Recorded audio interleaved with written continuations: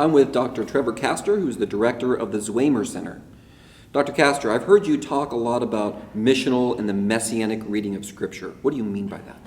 The Messianic part I think people get, right? You read the Scripture and Christ is in the New Testament, but as believers, we see Christ throughout the Old Testament. And so when we see God acting in the Old Testament, it's very clear to us that this is to bring about the Messiah, that there's a Messianic reading of the Old Testament. With the New Testament, it's a little bit easier.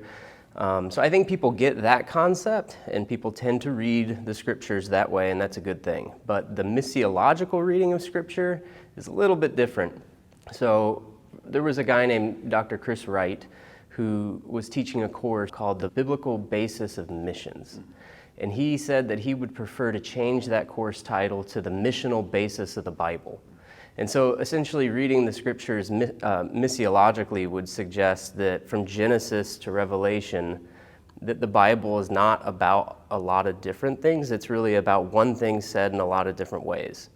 And it's about God bringing about His glory, right? Seeing the whole earth filled with the knowledge of the glory of the Lord. And so when we read the Scriptures missiologically, we can see Scriptures like Daniel in the lion's den and understand that it isn't primarily about Daniel, and it isn't primarily about us. It's about God and about Him making His name known in these Old Testament kingdoms. Same thing with Shadrach, Meshach, and Abednego. It's same thing with Jonah. When we read these passages, we have a tendency to do what I call yearbook theology, which, to be honest, what's the first thing you do when you get a yearbook?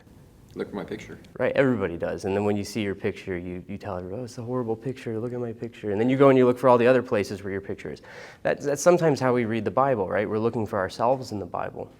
And so these passages, they might be an encouragement to us, but chances are if you or I are thrown into a lion's den, we're going to get torn limb from limb. And I have church history on my side to prove that, right?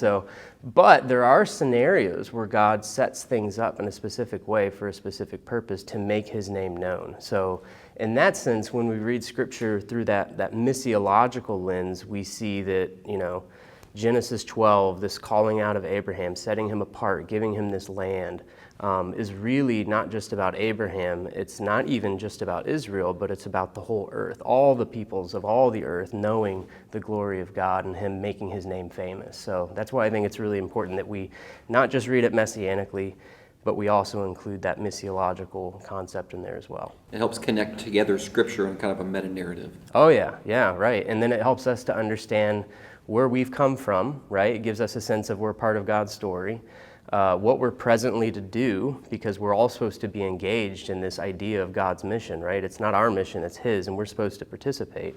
And then it gives us some sense of like where we're heading in the future, that God is going to accomplish His purposes with or without us, and we see that throughout Scripture as well. So it gives us a sense of identity in that way. Okay. Thank you very much, Dr. Castor.